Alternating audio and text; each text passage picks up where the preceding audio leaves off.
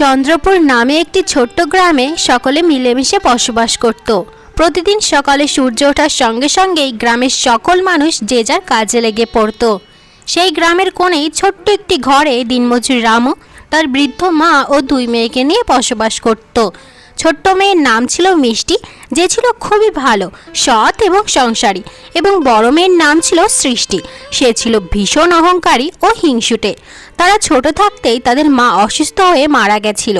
তখন থেকেই রামু জমিদারের গোদামে অনেক কষ্ট করে অল্প কিছু টাকা উপার্জন করে তিনবেলা কোনো রকম নিজের পরিবার নিয়ে খেয়ে পড়ে বেঁচে আছে। ও ঠাকুমা, অনেক তো বেলা হয়ে গেল, আজ দুপুরে কি রান্না করব বলে দাও।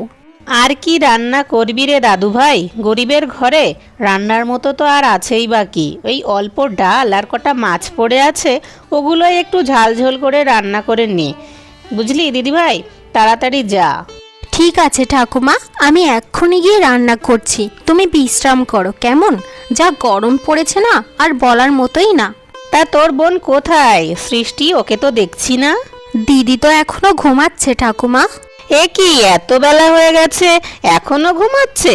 ও একটু তাড়াতাড়ি উঠে সংসারের কাজে হাত লাগাবে, তা না, দিন দিন মেয়েটা যা হচ্ছে না বলার মতো না।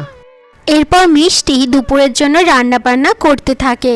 তখনই সৃষ্টি রান্নাঘরে আসে এবং বলে ওঠে, কি রে মিষ্টি, কি রান্না করছিস বলতো? আজও কি মাছ আর ডাল নাকি? হ্যাঁ দিদি, আজও মাছ আর ডাল রান্না করতে বলেছে ঠাকুমা, ঘরে তো এগুলোই ছিল তার জন্য। আজও মাছ আর ডাল? আমাদের বাবা তো সামান্য দিনমজুর, সে তো এত কিছু জোগাড় করতে পারে না রে দিদি। বাবার যতটুকু সামর্থ্য সে তো ততটুকুই করবে, তাই না বল? এতে তো বাবার কোনো দোষ নেই। হয়েছে হয়েছে, ভুলেই গিয়েছি কার কাছে এসে অভিযোগ দিচ্ছি। তুই তো এ ঘরের চাকরানি মাত্র, তোকে বললেই বাকি আর না বললেই বাকি। যেখানে বললে লাভ হবে সেখানেই অভিযোগ দিচ্ছি, আর একটা বিহিত করতেই হবে আজ। ঠাকুমা, ও ঠাকুমা, তোমার ছেলেকে বলতে পারো না একটু ভালো মন্দ কিছু আনতে? রোজ রোজ এই ডাল আর মাছ খেতে ভালো লাগে না। দূর ছাই, কি পরিবারে জন্ম নিলাম আমি। এত বেলা করে ঘুম থেকে উঠেছিস, কই তোর বোনকে একটু সংসারে সাহায্য করবি, তা না, বাবার নামে অভিযোগ দেওয়া শুরু করে দিয়েছিস। তোর বাবা সামান্য দিনমজুরের কাজ করে, সেটা কি তুই ভুলে গেছিস নাকি? বাবা দিনমজুরের কাজ করে সেটা বাবার দোষ, সেই দোষের বোঝা আমি কেন বহন করতে যাব? দিনমজুরের মেয়েরা কি মাংস ভাত খাওয়ার যোগ্যতা রাখে না? ভালো মন্দ খাওয়ার অভাবে আমার সৌন্দর্যই কমে যাচ্ছে। ওরে বাবারে, আদামরা মেয়ের কত আধিক্যতা। এই তোর চলন বলন, আগে তোর চলন বলন ঠিক কর, তা না হলে ভবিষ্যতে তোর বিয়ে হতে কিন্তু ঝামেলা হয়ে যাবে। কোনো কাজই তো পারিস না ঠিক করে, সব কাজেই তো অষ্টরম্ভা। এরপর সৃষ্টি সেখান থেকে রেগে চলে যায়। এরপর দুপুরবেলার দিকে দিনমজুর রামু কাজকর্ম শেষ করে বাড়ি ফিরে একসাথে সবাইকে নিয়ে খেতে বসে। মা, সৃষ্টিকে দেখছি না কেন, সে কোথায়? তোর মেয়েকে দেখবি কি করে, সে তো মহারানী, এইসব চাকরের খাবার দাবার তার মুখে জুটবে নাকি? মা, এইসব তুমি কি বলছো? আমি তো কিছুই বুঝতে পারছি না। বাবা, সৃষ্টি দেদে একটু অভিমান করে ঘরে বসে আছে, সে মাছ ভাত খাবে না, সে মাংস ভাত খাবে, সেই জন্য। সেটাই ঠাকুমা বলছিল।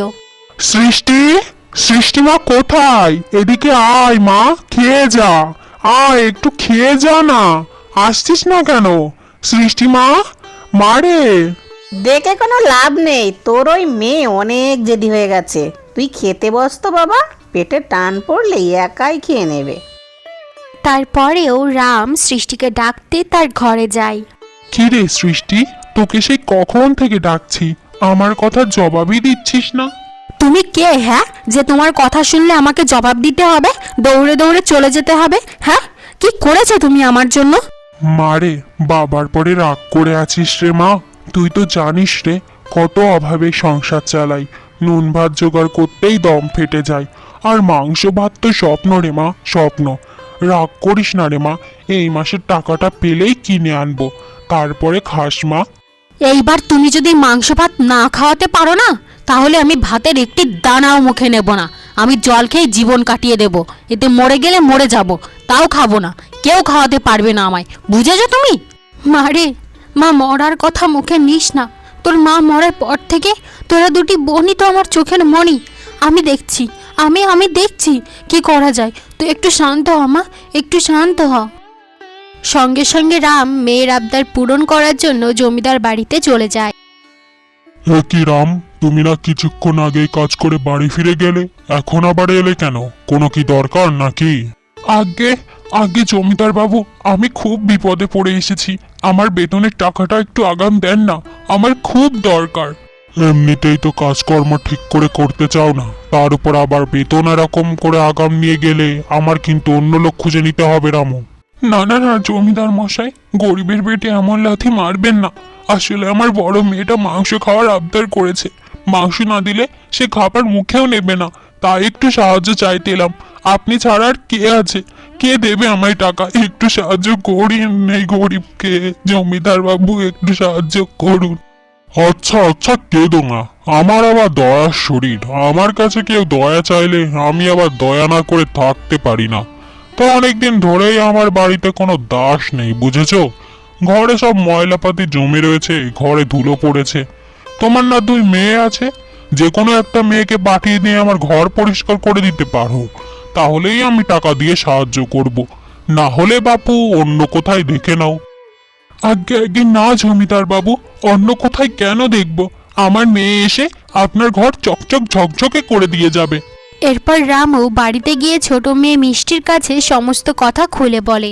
ঠিক আছে বাবা, তুমি কোনো চিন্তা করো না, আমি এক্ষুনি জমিদার বাড়িতে গিয়ে সমস্ত কাজ করে দিদির জন্য মাংস কেনার টাকা নিয়ে আসছি, কেমন? আরে রামু, তুই এসব কি করছিস রে বাবা? টাকার জন্য মেয়েটাকে জমিদারের বাড়িতে কাজ করতে পাঠাবি? এটা কেমন কথা হলো রে বাবা? হ্যাঁ, জমিদার বাড়িতে কাজ, এই সুযোগটা হাতছাড়া করা যাবে না। নিজের রূপ সৌন্দর্য দেখিয়ে জমিদারকে পাগল করতে হবে আমায়। বাবা, তুমি আমার জন্য বোনকে কেন পাঠাচ্ছ? আমার মাংস খাওয়ার দরকার, আমি নিজেই কাজ করে মাংস কেনার টাকা নিয়ে আসবো। আমি যাব, ঠিক আছে, আমিই যাব, তোকে যেতে হবে না মিষ্টি, তুই যাস না।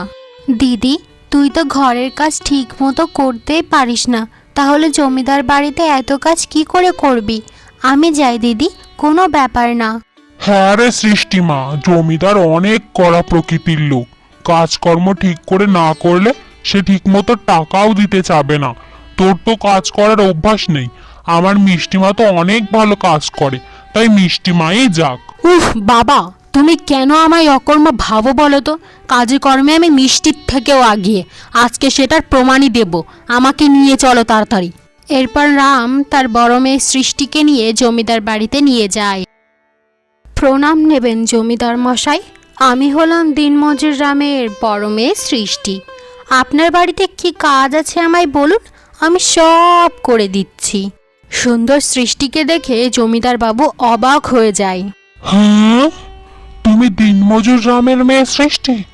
হায় ঈশ্বর, দিনমজুরের ঘরে এত রূপসী সুন্দরী একটা মেয়ে আমি এর আগে কখনো দেখিনি, জানো তুমি?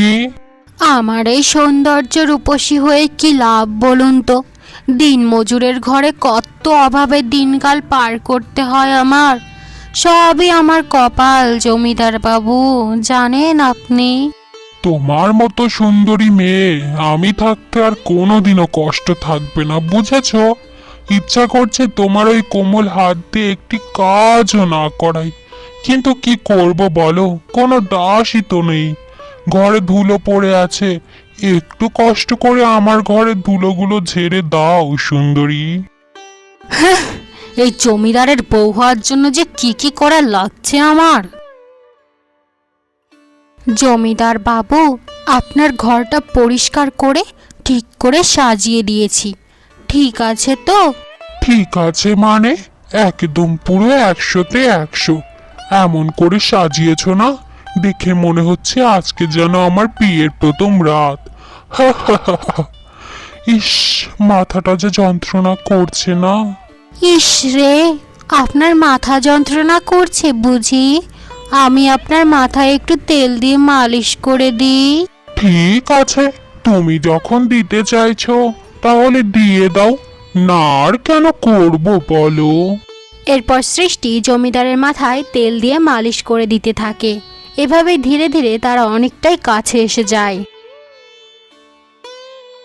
মা গো, যে মেয়েটা আমার ঘরের সামান্য কাজটাই করতে পারে না, সেই মেয়েটা আজ টাকার জন্য জমিদার বাড়িতে কাজ করতে চলে গেল। কেমন হতভাগা বাবা আমি, না জানি আমার মেয়েটার কত কষ্ট হচ্ছে, কত কষ্ট হচ্ছে গো। ওরে বাবা, কাঁদিস না রে বাবা, মেয়ে হয়ে জন্ম নিয়েছে, কাজ তো করে খেতেই হবে, এতে খারাপ কিছুই না, কাজ করলে ভালোই হবে।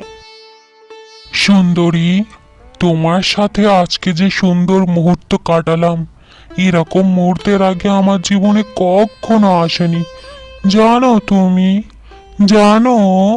আপনি যদি এরকম মুহূর্ত আরও কাটাতে চান তাহলে শীঘ্রই আমার বাড়িতে আমাকে বিয়ে করার প্রস্তাব পাঠান, তাহলে এরকম মুহূর্ত আরও পাবেন। বুঝেছেন জমিদার বাবু? হ্যাঁ হ্যাঁ, তুমি ঠিক বলেছ, আমি এরকম মুহূর্ত আরও চাই। কাল সকালে আমি তোমার বাড়িতে তোমাকে বিয়ে করার প্রস্তাব পাঠাবো। পরের দিন সকাল সকাল জমিদার বাবু বিয়ের প্রস্তাব নিয়ে দিনমজুর রামুর বাড়িতে যায়। আরে জমিদার বাবু, আপনি হঠাৎ এই অধমের বাড়িতে পা রাখলেন, কিছু কি ভুল হয়ে গেছে আমার দ্বারা? বলুন না জমিদার বাবু। শান্ত হও রামু, শান্ত হও। ভাবছিলাম কদিন ধরেই বিয়ে টিয়ে করব।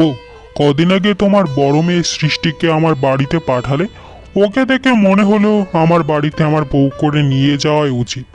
সেই সম্পর্কেই কথা বলতে এসেছি তোমার সাথে। বাহ বাহ, এ তো অতি ভালো খবর দিলেন জমিদার বাবু, আমাদের কোনো আপত্তি নেই, আমরা তো খুবই খুশি হয়েছি জমিদার বাবু। হরে রাম, তাড়াতাড়ি গিয়ে মিষ্টিকে বল জমিদার মশাইয়ের জন্য খাবারের ব্যবস্থা করতে। যা রে খোকা, তাড়াতাড়ি তাড়াতাড়ি যা। হ্যাঁ রে মিষ্টিমা, তোর বড় বোন সৃষ্টির জন্য জমিদার মশাই বিয়ের প্রস্তাব নিয়ে এসেছে। তুই তাড়াতাড়ি গিয়ে জমিদার বাবুর জন্য কিছু খাবার তৈরি করে দে মা। তাড়াতাড়ি যা মা, তাড়াতাড়ি। কি কি বললে বাবা তুমি? জমিদার মশাই স্বয়ং দিদির জন্য সম্বন্ধ নিয়ে এসেছে? কি যে ভালো লাগছে না। তুমি যাও বাবা, আমি এক্ষুনি জলখাবার নিয়ে আসছি। কিছুক্ষণ পর মিষ্টি জমিদারের জন্য জলখাবার তৈরি করে নিয়ে যায়। প্রণাম জমিদার বাবু, এই যে নিন, আপনার জন্য সামান্য জলখাবার নিজের হাতে তৈরি করে এনেছি, খেয়ে নেবেন। হ্যাঁ, তুমি কে সুন্দরী? যেমন সুন্দরী তুমি, তেমন রূপবতী। হ্যাঁ জমিদার বাবু, ও হলো আমার ছোট মেয়ে মিষ্টি। সংসারের সব কাজ ওই সামলাই আর কি। বাহ বাবা বাবা বাহ, দেখতে যেমন সুন্দরী, রান্না বান্নাও কি সুন্দর পারে। আমি আমার মতামত পরিবর্তন করছি। আমি তোমাদের বড় মেয়েকে না, এই ছোট মেয়েকেই আমার স্ত্রী হিসাবে গ্রহণ করতে চাই। তোমাদের কোনো আপত্তি নেই তো? থাকলে আমায় এক্ষুনি জানাও, তাড়াতাড়ি বলো আমায়। আজ্ঞে জমিদার বাবু, আমাদের কোনো আপত্তি নেই, আমাদের দুই নাতনি আমাদের কাছে সমান, আপনার যাকে পছন্দ আপনি তাকেই বিয়ে করতে পারেন, এটা কোনো ব্যাপার না, বুঝলেন? এরপর জমিদার বাবু খুশি মনে খাবার খেয়ে বিয়ের দিন পাকা করে সেখান থেকে চলে যায়। তোমরা তোমরা আমার আপনজন হয়ে এত বড় ক্ষতি কেমন করে করলে? জমিদার বউ হওয়ার কথা ছিল আমার, এখন কিনা জমিদার বউ হবে মিষ্টি। তোমরা আমায় পছন্দ করতে না আমি জানতাম, তাই বলে এতটা অপছন্দ করো সেটা তো আমি জানতামই না। ওরে সৃষ্টি, তুই এসব কি বলছিস?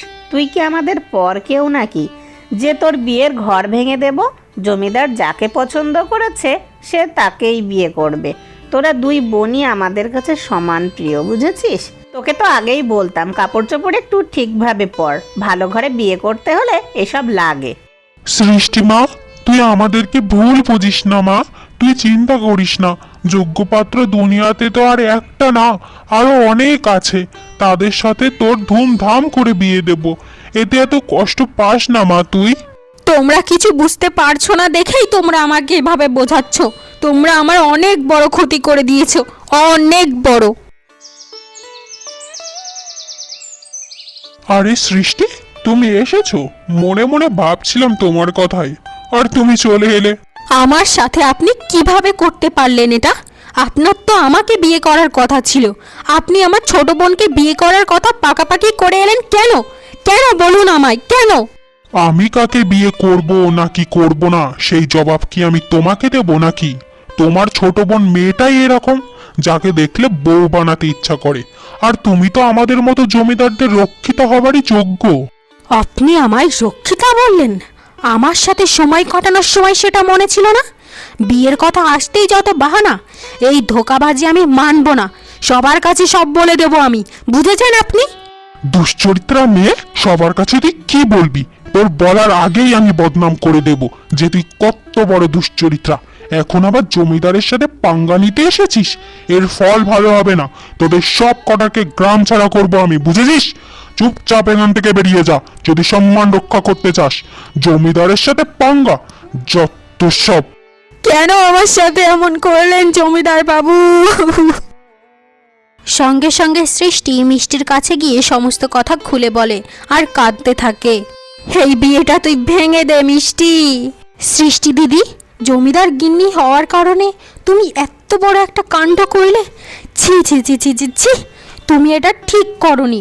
হ্যাঁ, কথায় আছে না, হাতি কাদায় পড়লে চামচিকিতেও লাথি মারে। এই মুহূর্তে তোকে আমার জ্ঞান দেওয়ার কোনো প্রয়োজন নেই। তুই এই জমিদারকে বিয়ে করবি না। জমিদার গিন্নি হব শুধু আমি, না হলে কিন্তু আমি নদীতে ঝাঁপ দেব, বুঝেছিস? আমি খুব ভালোভাবেই জানি মিষ্টি, নিশ্চয়ই ছায়া তোমাকে আমার সম্পর্কে ভালো মন্দ অনেক কিছুই বলেছে, যার কারণে তুমি বিয়েটা ভেঙে দিতে চাইছো। ওর সব কথায় বিশ্বাস করো না, ও তোমাকে অনেক হিংসা করে। জমিদার বাবু, একজন মেয়ে কখনোই নিজের সম্মান নিয়ে মিথ্যা কথা বলবে না, তাও আবার নিজের বোনের কাছে। আমার বিশ্বাস আমার বোন আমায় সত্যই বলছে। আমার বোন যদিও ভুল করেছে, কিন্তু আপনিও যেটা করেছেন সেটা মহা অন্যায়। কাউকে কথা দিলে সেই কথা রাখতে হয়, সে কথা ভাঙা পাপ জমিদার বাবু। এই এই এই, তোমার মতো 2 টাকা দামের দিনমজুরের মেয়ের কাছ থেকে এখন আমায় কি করতে হবে না হবে সেটা কি আমায় শিখতে হবে? তোমায় আমি আমার বউ বানাবো, এটাই আমার শেষ কথা। তুমি যদি আমায় বিয়ে করতে রাজি না হও, তাহলে কিন্তু তোমাদের পুরো পরিবারকেই আমি গ্রাম ছাড়া করব, বুঝেছো? তাই চুপচাপ আমার কথা মেনে নাও। এরপর কিছুদিনের মধ্যেই মিষ্টির সাথে জমিদার চন্দ্রশেখরের ধুমধাম করে বিবাহ হয়ে যায়। মিষ্টি জমিদার গিন্নি হয়ে যায়। জমিদার চন্দ্রশেখরের গিন্নি হয়ে আজকে আমার ওই রাজপ্রাসাদে থাকার কথা ছিল, কিন্তু সেই জায়গায় যেই মেয়ে আমার পায়ের নখের সমানও যোগ্যতা রাখে না, সেই মেয়ে তার গিন্নি হয়ে বসে রইল। আমি আমার মন দেহ সব দিয়েও কিছু পেলাম না, এটা আমি মানব না। হ্যাঁ রে সৃষ্টি, তোর বাপটার সকাল থেকেই শরীরটা খারাপ, তাই আজকে আর কাজে যেতে পারছে না। শরীরে খুব জ্বর আর হাঁটুর ব্যথাটাও খুব বেড়েছে। তুই আজকের মতো একটু ঘরের কাজগুলো সামলে নে রে দাদু ভাই আমার, একটু কষ্ট করে রান্নাটাও একটু করে নে। কি বললে তুমি? তুমি আমায় কাজের হুকুম দিচ্ছ? মিষ্টি এখন জমিদার গিন্নি হয়ে গেছে দেখে আমাকে এখন চাকরানি বানাতে চাচ্ছ তুমি? এসব কি বলছিস তুই সৃষ্টি? আমরা কি কেউ তোর পর নাকি? একটু অসুস্থ তাই তোর কাছে সাহায্য চাইছি, কেন এরকম করছিস বলতো? তোমাদের চেয়ে তো পাড়ার শত্রুরাও আমায় বেশি ভালো চাই। তোমরা যে আমার কত বড় শত্রু সেটা তো আমি সেই দিনই বুঝে গিয়েছি, যেদিন তোমরা আমার জমিদার গিন্নিটা হওয়া আটকে দিলে। তোমরা মরে গেলে তোমাদের মুখে আমি জলও দেব না, বুঝেছো তুমি? এভাবেই দেখতে দেখতে কয়েকটা মাস কেটে যায়। এখন সৃষ্টি 7 মাসের অন্তঃসত্ত্বা। হ্যাঁ গো, শুনছো? এই অবস্থায় আমার একা একা থাকতে একদমই ভালো লাগে না। পরিবারের কেউ পাশে থাকলে খুবই ভালো লাগতো। দিদিকে একটু নিয়ে আসি না, দয়া করে একটু অনুমতি দাও না। তুমি আমায় এত বড় সুসংবাদ দিয়েছো বউ, তোমার এতটুকু আবদার আমি রাখতেই পারি। যাকে মন চায় তাকেই নিয়ে এসো তুমি। ঠিক আছে ঠিক আছে, তাহলে আমি বাড়ি গিয়ে দিদিকে নিয়ে আসছি, ঠিক আছে? ঠিক আছে, তবে সাবধানে যাও, আর সাথে করে দাসীকে নিয়ে যাও। এই সময়ে খুব সাবধানে চলাফেরা করবে, আমার সন্তানের যেন কোনো ক্ষতি না হয়। খুব ভালোবাসি যে আমি ওকে। এরপর মিষ্টি দাসীকে নিয়ে তাদের বাড়িতে যায়। দাদু ভাই, এত বড় সুসংবাদ শোনালি, শুনে আমার জীবনটাই ধন্য হয়ে গেল। ঠাকুমা, সংবাদটা বাবাকে জানাতাম যে। বাবা কোথায়? বাবাকে যে দেখছি না। তোর বাবা একটু জরুরি কাজে পাশের গ্রামে গিয়েছে রে মা। এই মিষ্টি, এই বিয়ে করেছিস, পোয়াতি তো হবি, এটা জানানোর জন্য এত ঢং করে বাড়ি চলে আসার কি আছে শুনি? হ্যাঁ দিদি, আমি জানি তোর আমার ওপর অনেক অভিমান, কিন্তু আমার সন্তানের ওপর তো কোনো অভিমান নেই। তুই এই অভিমান ভেঙে আমার সঙ্গে আমার প্রাসাদে চল না দিদি। আমার একা একা একদম ভালো লাগে না, তুই পাশে থাকলে আমার অনেক ভালো লাগবে। হ্যাঁ রে সৃষ্টি, বোনটাকে না করিস না। অনাগত সন্তানটার উপর তো আমাদের কোনো রাগ নেই, তুইও অভিমান রাখিস না রে মা, বোনটার সাথে যা। ঠিক আছে, সবাই যখন এত করে বলছো তাহলে আমি যাচ্ছি, কিন্তু ওই প্রাসাদে যেন আমি পর্যাপ্ত সম্মানটা পাই, বুঝেছিস মিষ্টি? এরপর মিষ্টি তার বোন সৃষ্টিকে নিয়ে প্রাসাদে ফিরে আসে এবং এরপর থেকে সৃষ্টি সবসময় মিষ্টির সাথেই থাকতো। কি সৃষ্টি, তোমার না মিষ্টির সাথে থাকার জন্য এখানে আনা হয়েছে? তুমি হঠাৎ ঘর মুচ্ছ কেন? হ্যাঁ, দাসী কোথায়? তুমি করছো কেন এইসব? জমিদার বাবু, ভাগ্যের জোরে আমি আপনার বউ হলাম না। যদি আমি আপনার বউ হতাম তাহলে রাজ্য এই সংসার তো আমারই হতো। নিজের সংসারের কাজ করতে এত সংকোচ কিসের থাকবে বলুন না?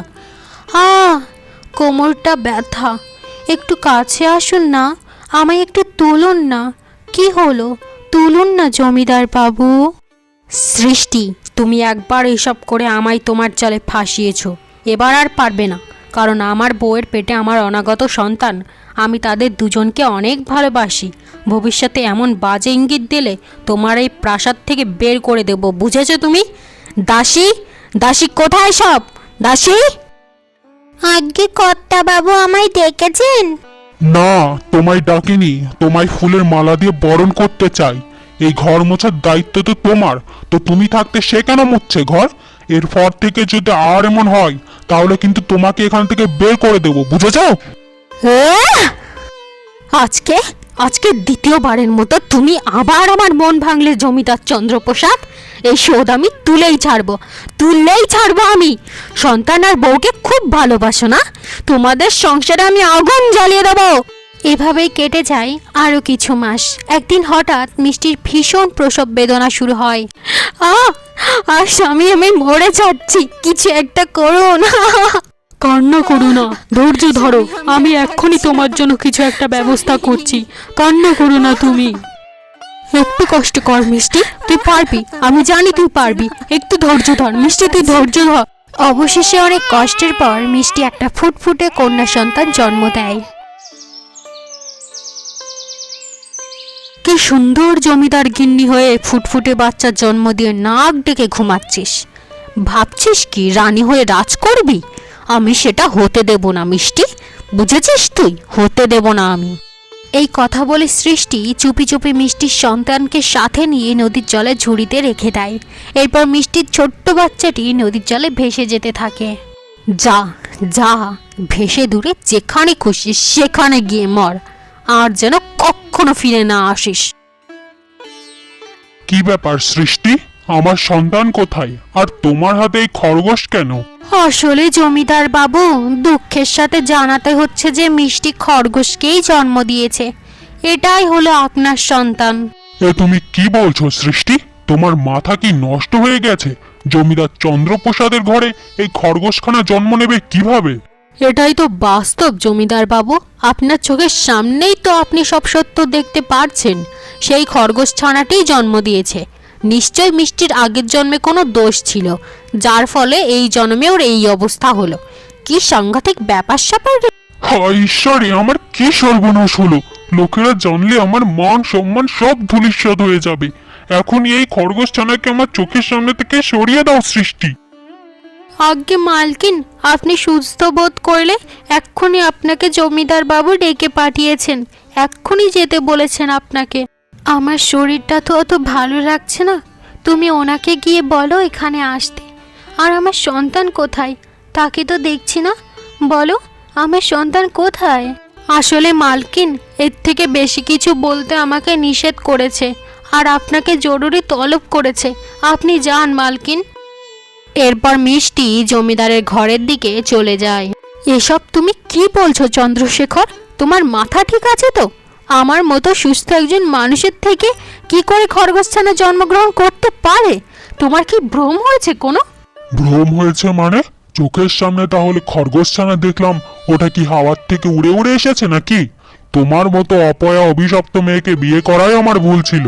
সৃষ্টি দিদি, তুই তো আমার সন্তান প্রসব করিয়েছিস, তুই ওনাকে সবটা সত্যি খুলে বল না। আমি তোর কষ্টটা বুঝতে পারছি রে বোন, কিন্তু কি আর করার, সত্যটা থেকে তো আর মুখ ফেরানো যায় না। শেষমেশ তুই খরগোশ ছানায় জন্ম দিলি। ছি ছি ছি ছি ছি। ছি, কি পরিমাণ অভিশপ্ত হলো মানুষের পেট থেকে খরগোশ ছাড়া জন্ম নেয়। তোমার মতো মেয়েকে বিয়ে করাই ভুল ছিল। সেই ভুল আর পুনরাবৃত্তি করতে চাই না। বেরিয়ে যাও এখান থেকে, এক্ষুনি বেরিয়ে যাও। এরপর বেচারি মিষ্টি তার প্রাসাদ ছেড়ে তার বাড়িতে চলে যায় এবং গিয়ে তার বাবার বুকে অঝরে কাঁদতে থাকে। সব শেষ হয়ে গেল আমার, সব। দিদি ভাই, তুই কান্নাকাটি করিস না। মানুষের পেট থেকে যে খরগোশছানা জন্ম নেয় এমন তো কখনো আগে শুনিনি। আমার মনে হচ্ছে তুই কোনো বড় সড় ষড়যন্ত্রের শিকার হয়েছিস। উপরে একজন আছে, সে ঠিক তোর সাথে ন্যায় করবে রে দিদি ভাই। তুই আর কান্নাকাটি করিস না দিদি ভাই, সব ঠিক হয়ে যাবে দেখিস। হ্যাঁ সৃষ্টি, আমি যে তোমার প্রথমে বিয়ে না করে কত বড় ভুল করেছি তা আমি আজ বুঝতে পারছি। কত স্বপ্ন ছিল ওই সন্তানটাকে নিয়ে, শেষে কিনা খরগোশ ছানা জন্ম হয়। আমার আর বাঁচতে ইচ্ছা করছে না। এ কি হলো আমার সাথে? আহ জমিদার বাবু, ওরকম কথা আর আপনি মুখে আনবেন না। আপনার কিছু হয়ে গেলে আপনার সৃষ্টি কেমন করে বাঁচবে? আমি তখনও আপনার সাথে ছিলাম, এখনও আপনার সাথেই আছি। চন্দ্রপুর রাজ্যের দক্ষিণ দিকের এক জঙ্গলে প্রতিদিন এক সাধু ধ্যান করত। একদিন হঠাৎ সে দেখতে পায় নদীর জলে একটি সুন্দর ফুটফুটে বাচ্চা ভেসে আসছে। প্রায় বহু বছর ধরে এই নদীর ধারে বসে আমি ধ্যান করছি। এর আগে কোনোদিন এমন দৃশ্য আমার চোখে পড়েনি। কে করলো এই ছোট্ট বাচ্চার সাথে এমন কাজ? এরপর সাধু বাবা সেই বাচ্চাটাকে তুলে নিয়ে তার বাড়ির দিকে চলে যায় এবং এভাবেই বেশ কিছুদিন পার হয়ে যাওয়ার পর জমিদার চন্দ্রপ্রসাদের সাথে হিংসুটের সৃষ্টির ধুমধাম করে বিবাহ হয়ে যায় এবং অবশেষে সৃষ্টির জমিদার গিন্নি হওয়ার স্বপ্ন পূরণ হয়। ও মা, আজকে সূর্য কোন দিক দিয়ে উঠেছে? ঘাটের পাড়ে স্বয়ং দেখা যায় জমিদার গিন্নি। আরে মাসিমা, আপনি কাকে জমিদার গিন্নি বলছেন? ও আর জমিদার গিন্নি নেই, ওর জমিদার বাবু ওকে দূর দূর করে তাড়িয়ে দিয়েছে। এইসব আপনারা কি বলছেন? আমাকে কোনো বাড়ি ছাড়া করেনি। স্বামী স্ত্রীর মধ্যে সামান্য একটু মনোমালিন্য হতেই পারে। কয়েকদিন পর আবার ফিরে যাব আমার স্বামীর ঘরে, বুঝেছেন আপনারা?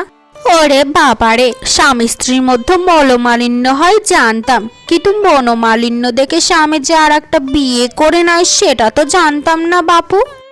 মানে মানে বিয়ে করে নেয় মানে? আমি বুঝলাম না, আপনারা কী সব বলছেন? কি বলছেন কি আপনারা, বলুন। ও বাবা গো, কি নাকামো! নিজের বোনের সাথেই তো তোর স্বামীর বিয়ে হয়ে গেছে, সারা গ্রামের মানুষ জেনে গেল, আর তুই জানিস না? যত সব ন্যাকামো। সঙ্গে সঙ্গে মিষ্টি তাড়াতাড়ি করে জমিদারের বাড়ির দিকে যেতে থাকে। সৃষ্টি, তুই আমার এত বড় সর্বনাশ কেমন করে করতে পারলি? নিজের বোনের ঘর ভাঙতে পারলি তুই? এই এই, কাকে কি উল্টো পাল্টা বলছিস তুই? আর আমার বাড়িতে কেন তুই এসেছিস? আর কার অনুমতি নিয়ে এসেছিস তুই? যত সব ঝামেলা। চন্দ্রপ্রসাদ আমার স্বামী, তার বাড়িতে আমি এসেছি, কারো অনুমতি লাগবে না আমার। তুই তার স্ত্রী ছিলি, এখন আর তার স্ত্রী নেই, এখন আমি তার স্ত্রী, বুঝেছিস? অভিশাপের ফলে খরগোশছানা জন্ম দিয়েছিস, তোর মতো অভিশপ্ত মেয়েকে বউ হিসাবে রাখতে তার বয়েই গেছে। আমি কোনো খরগোশছানা জন্ম দেয়নি, আমি নিজে কানে আমার সন্তানের কান্না শুনেছিলাম। তুই নিশ্চয়ই কোনো কিছু করেছিস, এই সব কিছু তোর ষড়যন্ত্র সৃষ্টি। কি কি বললি তুই? আমায় এত বড় অপবাদ দিলি তুই? জমিদার গিন্নির সাথে এত বড় কথা বললি? দেখ তোকে এবার কি করি। সঙ্গে সঙ্গে সৃষ্টি গিয়ে জমিদার চন্দ্রপ্রসাদের কাছে মিষ্টির নামে নালিশ জানাতে থাকে আর অঝরে কান্না করতে থাকে। আহ বউ আমার, তুমি কেঁদো না। তোমার ওই মিষ্টি মুখে কান্না মানায় না। ওই অপয়া মিষ্টির এত বড় সাহস! ওকে এক্ষুনি আমি চিরতরে কারাগারে পাঠাবো। তুমি কেঁদো না বউ। এরপর জমিদার বাবু মিষ্টিকে কারাগারে নিক্ষেপ করে।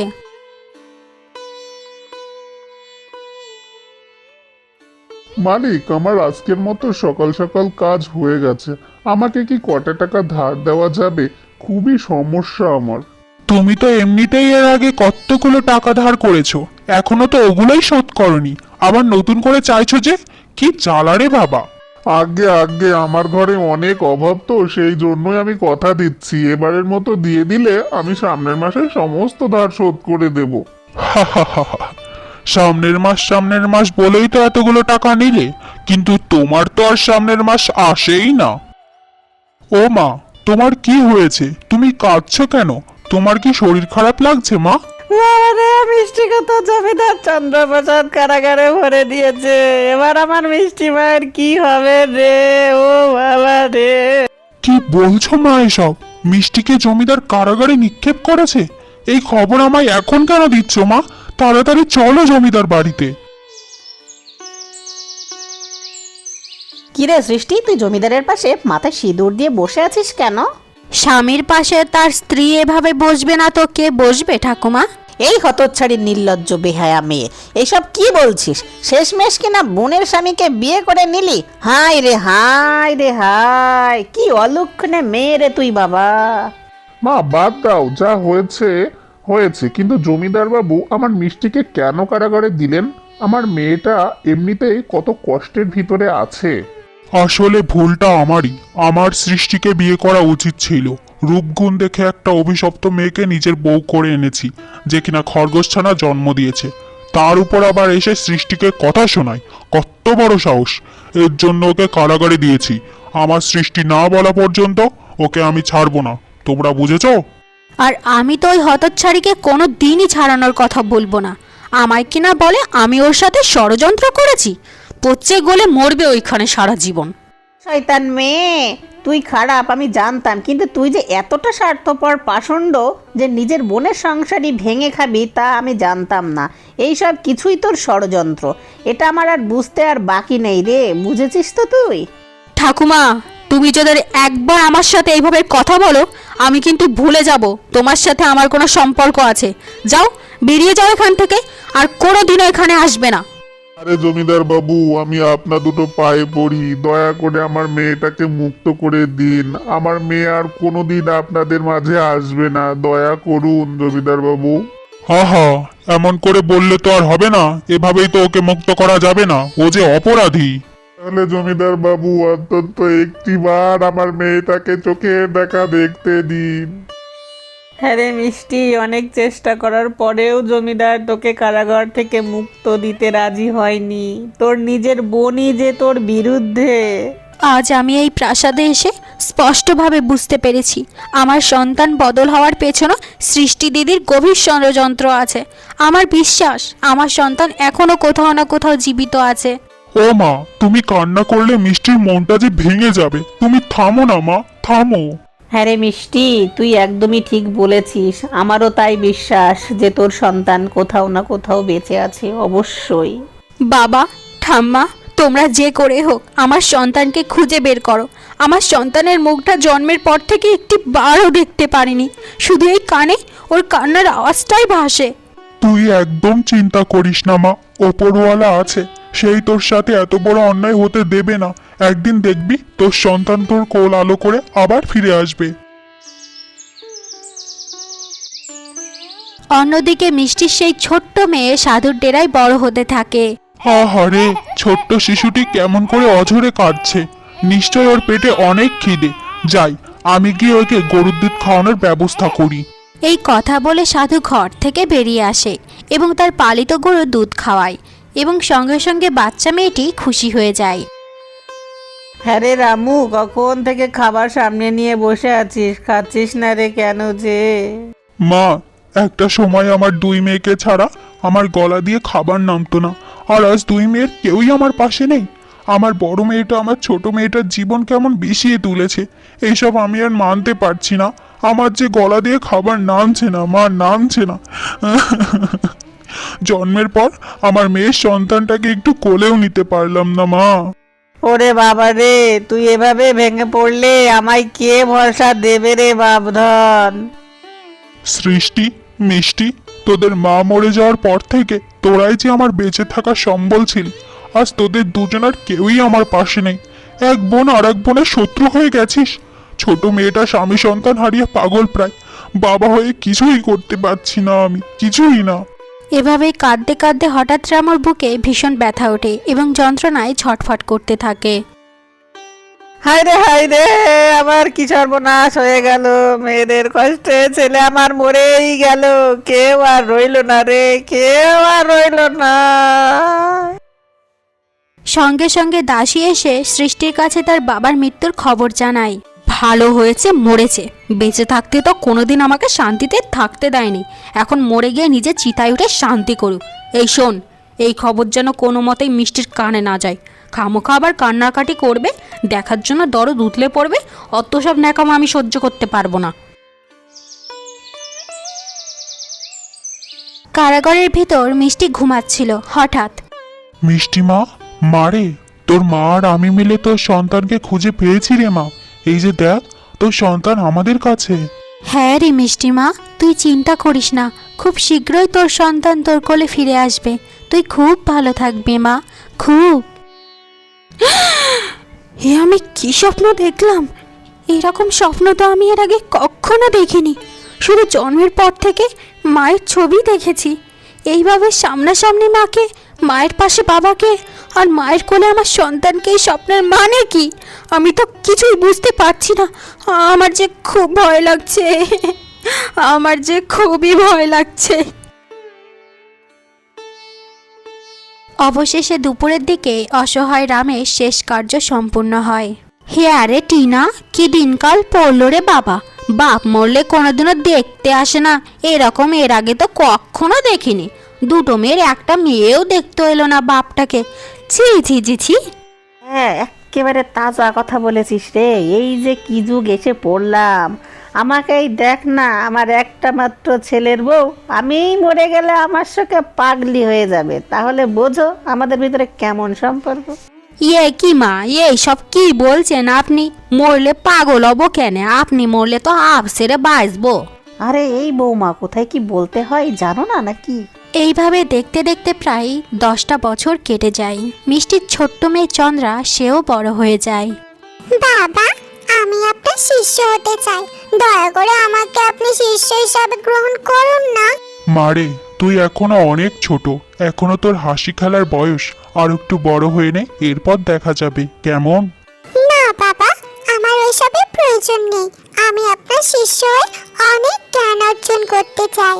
ঠিক আছে, তুই যেহেতু বলছিস তাহলে তাই হোক। তবে তোকে শিষ্য বানানোর আগে তোর ভাগ্যরেখা আমার গণনা করতে হবে। একটু সময় দে আমায়। এই কথা বলে সাধু চন্দ্রার ভাগ্য গণনা শুরু করে।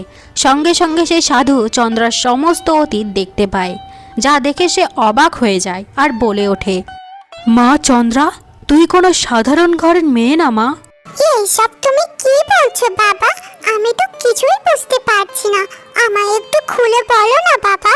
এরপর সাধু বাবা চন্দ্রার কাছে সমস্ত ঘটনা খুলে বলেন, যা শুনে সে অবাক হয়ে যায়। এ কি বলছো বাবা? তার মানে আমারও পরিবার আছে, আমারও মা বাবা আছে, কিন্তু এত বছর পর আমি তাদের কিভাবে খুঁজে পাবো? তুই কান্না করিস না মা, আমি তোকে তাদের কাছে পৌঁছানোর রাস্তা বলে দিব। এই রাজ্যের কিছুটা ভিতরে গেলেই একটা ছোট্ট কুটিরে তুই তোর বড় ঠাকুমার দেখা পাবি। তুই তার কাছে গেলেই তোর মা বাবার কাছে পৌঁছাতে পারবি। আমার পালিত গরু ধবলি তোকে সেখানে পৌঁছে দেবে মা। এরপর ধবলি চন্দ্রাকে তার বাড়িতে পৌঁছে দেয়। তোমাকে অসংখ্য ধন্যবাদ ধবলি, আমায় পৌঁছে দেওয়ার জন্য। তোমাকে আমায় ধন্যবাদ দিতে হবে না মেয়ে। ছোটবেলা থেকে আমার মায়ের দুধ তুমিও খেয়ে বড় হয়েছো। তুমি আমার বোনের মতোই। যদি কোনো বিপদে পড়ো তুমি নিশ্চয়ই আমায় ডাকবে, ঠিক আছে? আরে তুই কে রে? আমার দরজায় কড়া নাড়লি? এত বছরে কেউ তো আমার দরজায় কড়া নাড়েনি। এরপর চন্দ্রা তার বড় ঠাকুমার কাছে সমস্ত ঘটনা খুলে বলে, যা শুনে রূপাদেবী আকাশ থেকে পড়ে। ওরে আমার দাদু ভাই, তুই আমার মিষ্টির সেই হারিয়ে যাওয়া মেয়ে। অবশেষে তুই ফিরে এলি, কিন্তু তুই যে বড্ড দেরি করে ফিরে এলি রে দাদু ভাই। তোর শোকে শোকে তোর দাদুও মৃত্যুবরণ করলো, আর তোর মাও কারাগারে। এত বছর পর ফিরে এসেও তুই যে তোর পরিবারের ভালোবাসা পেলি না রে বাবা। বড় ঠাকুমা, তুমি একদম কষ্ট পেও না। আমায় এক্ষুনি বাবার বাড়িতে নিয়ে চলো। আমার পরিচয় দিয়ে এক্ষুনি মাকে মুক্ত করব। এরপর বুড়ি চন্দ্রাকে নিয়ে জমিদার বাড়িতে যায়। কি ব্যাপার ঠাকুমা, এত বছরে তো কোনোদিন আমার বাড়ির চৌকাঠে পা রাখুনি, আর আজ হঠাৎ? আর তোমার সাথে এই মেয়েটাই বা কে? এই হলো সেই মেয়ে যে আজ তোর সমস্ত পাপ উন্মোচন করবে। জমিদার বাবু, এই হলো আপনার সেই হারিয়ে যাওয়া মেয়ে, আপনার আর মিষ্টির আদরের সন্তান, যাই সৃষ্টি অদল বদল করে দিয়েছিল। এইসব তুমি কি বলছো বুড়ি? আমার মেয়ে তো জন্ম নেয়নি, ও এলো কি করে? হ্যাঁ, বড় ঠাকুরমা সঠিক কথাই বলছে বাবা, আমি তোমারই মেয়ে। এই কথা বলে চন্দ্রা সমস্ত ঘটনা খুলে বলে। জমিদার বাবু, আপনি ওদের কথাই একদমই বিশ্বাস করবেন না। আমরা শান্তিতে আছি দেখে ওরা মিলে ফোন দিয়ে এটেছে আমাদের সংসারে আগুন ধরানোর। ও ও ও সত্যি আপনার মেয়ে নয়। ওকে প্রমাণ দিতে বলুন যদি ও সত্যি আপনার মেয়ে হয়। হ্যাঁ তো এইভাবে যে কেউ এসে আমার মেয়ের পরিচয় দিলে হয়ে যাবে নাকি? তুমি যে আমার মেয়ে সেটার কি কোনো প্রমাণ আছে নাকি? থাকলে দাও আমাকে এক্ষুনি, দাও। আমার কাছে যে কোনো প্রমাণ নেই বাবা, আমার কথাই যে তোমার বিশ্বাস করতে হবে। আমার কথাই যে তোমার প্রমাণ বাবা, আমি যে সত্যি কথা বলছি। এরকম শুকনো মুখের কথায় চিড়ে ভেজানোর লোক আমি না। 24 ঘন্টা সময় দিলাম, এর মাঝে যদি প্রমাণ করতে পারো তুমি আমার মেয়ে, তবে আমি সব বলে তোমাদের সাথে জীবন শুরু করব। আর যদি প্রমাণ করতে না পারো তাহলে মিথ্যা অভিযোগের দায়ে তোমাদের দুজনকেই কারাগারে দিব। হ্যাঁ রে সোনা, এখন আমাদের কি হবে? আমরা কিভাবে প্রমাণ জোগাড় করব? তোকে কি ওরা বন্দি করে নেবে? তুমি চিন্তা করো না বড় ঠাকুরমা, নিশ্চয়ই কোনো উপায় বের হবে। আমায় আবার সাধু বাবার কাছে যেতে হবে, সে নিশ্চয়ই আমার সাহায্য করবে। এই কথা বলে চন্দ্রা ধবলের পিঠে করে আবারও সাধু বাবার কাছে যায়। কি রে মা, তুই আবার এখানে এলি? তোর কি কোনো বিপদ হয়েছে মা? এরপর চন্দ্রা সাধু বাবার কাছে সমস্ত ঘটনা খুলে বলে। এইসব শুনে সঙ্গে সঙ্গে সাধু বাবা মন্ত্র বলে একটি জাদুকরি পাথর হাজির করে। যা চন্দ্রমা, এই পাথর গিয়ে তোর পিতার কপালে স্পর্শ করাবি, সঙ্গে সঙ্গে সে তার সমস্ত ভুল বুঝতে পারবে। যা তুই মা, আর দেরি করিস না। অসংখ্য ধন্যবাদ বাবা, এই উপকার আমি কোনোদিনও শোধ করতে পারবো না। অন্যের জন্য কুয়ো খুঁড়তে খুঁড়তে আজ সেই কুয়োয় আমি নিজেই পড়তে চলেছি। অবশেষে মিষ্টির মেয়ে আমার রাজ্য পর্যন্ত পৌঁছে গেছে। খুব শীঘ্রই জমিদার তার পরিচয় জেনে আমার শাস্তি দেওয়ার ব্যবস্থা করবে। এর আগে আমি নিজেকেই শেষ করে দিব। এরপর হিংসুটের সৃষ্টি উঁচু পাহাড় থেকে পড়ে সেখানে মৃত্যুবরণ করে। সঙ্গে সঙ্গে সিংহ এবং শেয়ালরা তার লাশ খেতে আসে। অন্যদিকে চন্দ্রা সেই পাথর নিয়ে বাবার কাছে যায়। আরে, তোমরা আবার এখানে চলে এসেছো? তা কোনো প্রমাণ জোগাড় করতে পেরেছো তোমরা? নিশ্চয়ই বাবা, এই যে সেই পাথর, এই পাথর তোমার কপালে চড়ালে তুমি দেখতে পারবে আমি সত্যি বলছি কিনা মিথ্যে বলছি। এই ছোট্ট একটা পাথর কপালে ঠেকালে আমি সব সত্য দেখতে পারবো? এরপর চন্দ্রা সেই পাথর তার বাবার কপালে ছোঁয়ানোর সঙ্গে সঙ্গে জমিদার সমস্ত অতীত দেখতে পায়, যা দেখে সে আকাশ থেকে পড়ে। হাই হাই রে, তুই আমার হারিয়ে যাওয়া সেই মেয়ে যাকে নিয়ে আমি এত স্বপ্ন দেখেছিলাম। হাই হাই রে, সৃষ্টির ছলনায় আমার নির্দোষ বউটাকে সেই কত বছর ধরে কারাগারের অন্ধকুটিরে বন্দি করে রেখেছি। আমি যে অনেক বড় ভুল করে ফেলেছি রে মা, আমায় ক্ষমা করে দে তুই মা, ক্ষমা করে দে। বাবা, ও বাবা, তুমি কেঁদো না বাবা, তুমি কাঁদলে যে আমার কষ্ট হয়। মাকে মুক্ত করো বাবা, তোমাদের সাথে আমি একসাথে থাকতে চাই বাবা। প্রহরী, প্রহরী, কোথায় তোমরা? এক্ষুনি মিষ্টিকে কারাগার থেকে মুক্তি করো, আর ওই ছলনাময় সৃষ্টিকে খুঁজে আনো, যেখান থেকে পারো সেখান থেকে খুঁজে এনে ওকে কারাগারে নিক্ষেপ করো। অবশেষে এতদিন পর নিজের সন্তানকে কাছে পেয়ে মিষ্টি কান্নায় ভেঙে পড়ে। মিষ্টি, তুমি আমায় ক্ষমা করে দাও। এক ছলনাময়ের ফাঁদে পড়ে আমি যে তোমায় অনেক কষ্ট দিয়েছি। আসো, সব ভুলে আমরা একসাথে সংসার করি। আপনার মতো জঘন্য মানুষের সাথে আবার আমি একসাথে থাকা শুরু করব, সেটা আপনি ভাবলেন কি করে? শুধুমাত্র আপনার জন্য আমার অসহায় বাবার লাশটা অব্দি আমি শেষবারের মতো দেখতে পারলাম না। আজকে আপনি যদি আমার পাশে থাকতেন, হয়তোবা আমরা আমাদের মেয়েকে অনেক আগেই খুঁজে পেতাম। এখন আপনি থাকেন আপনার রাজতার অহংকার নিয়ে। আমি চলে যাচ্ছি আমি আমার মেয়েকে নিয়ে। আপনার মতো মানুষকে আমি ঘেন্না করি, বুঝেছেন আপনি? আমি আপনার মুখও দেখতে চাই না। ও মা, এত বছর পর আমি অনেক স্বপ্ন নিয়ে তোমাদের কাছে ছুটে এসেছি। আমি তোমাদের সাথে একসাথে থাকতে চাই মা। মা, বাবা ভুল করেছে, বাবাকে ভুলের জন্য ক্ষমা করে দাও না মা, ক্ষমা করে দাও। মিষ্টি, আমি জানি আমি ক্ষমার অযোগ্য, আমি তোমার কাছে অপরাধী, কিন্তু তারপরেও বলবো আমাদের মেয়েটার মুখের দিকে তাকিয়ে আমার সাথে থেকে যাও বউ। আমার ভুলের জন্য আমায় তুমি এবারের মতো ক্ষমা করে দাও। ঠিক আছে, একসাথে থাকাতেই যদি আমার আদরের মেয়ে খুশি হয় তাহলে আমি তাই করব। তবে একটা কথা মাথায় রাখবেন জমিদার বাবু, কখনো কোনো তৃতীয় ব্যক্তির কথাই নিজের পরিবারের মানুষের কথা অবিশ্বাস করবেন না। একজন স্ত্রী তার স্বামীর সবচেয়ে বেশি ভালো চায়।